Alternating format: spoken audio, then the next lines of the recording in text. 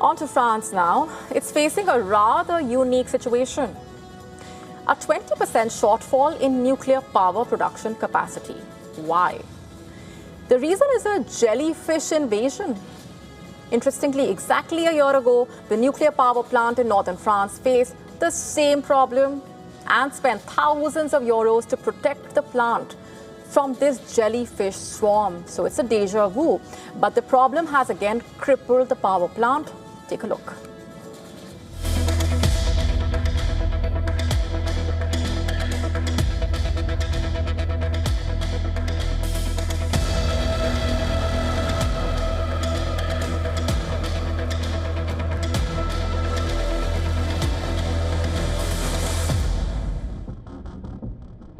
A nuclear power plant is essentially a giant heat machine.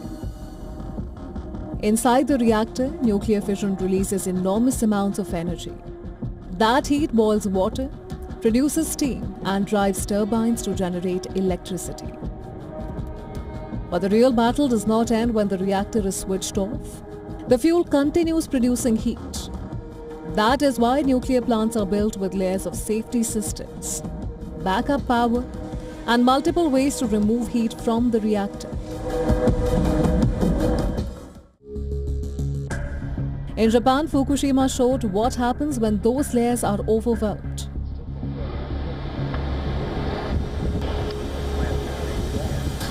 In 2011, a 9-magnitude earthquake produced a massive tsunami, which flooded critical equipment and wiped out much of the power needed for cooling. The loss of cooling led to severe core damage.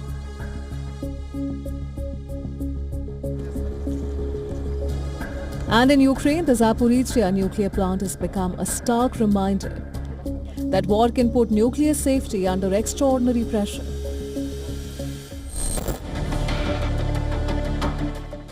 But in France, the latest threat came from the sea. Jellyfish. Millions of them swarm towards the cooling water intake system at the Gravelines nuclear plant in northern France. The plant is enormous. 6 reactors can produce a combined 5.4 gigawatts of electricity. But the jellyfish began clogging the intake system. 5 of the 6 reactors at the power plant were either fully or partially shut. France uses nuclear power to generate around 70% of its electricity. The country has seen nuclear power production disrupted by multiple heat waves and droughts this year. Now, in total, 13 of the 57 reactors were affected due to environmental causes, as a precaution. And here is the bizarre part.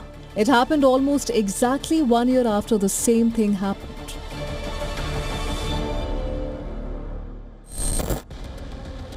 In 2025, a massive jellyfish swarm forced the entire Gravelines plant offline. This time, French utility provider EDF was ready. Cameras were installed to watch the intake canals. Fishing boats were deployed to intercept the swarm. But again, the jellyfish choked the power plant. EDF says there is no danger to workers, the facility, or the environment, and expects the reactors to restart quickly. But the incident exposes a new problem. Nuclear plants are designed to defeat extreme threats, yet nature does not always attack with earthquakes or tsunamis. Sometimes the weakness arrives as a swarm, and scientists warn that warming seas, invasive species, disappearing predators, and overfishing could make such events more common. Bureau Report, Beyond World is One.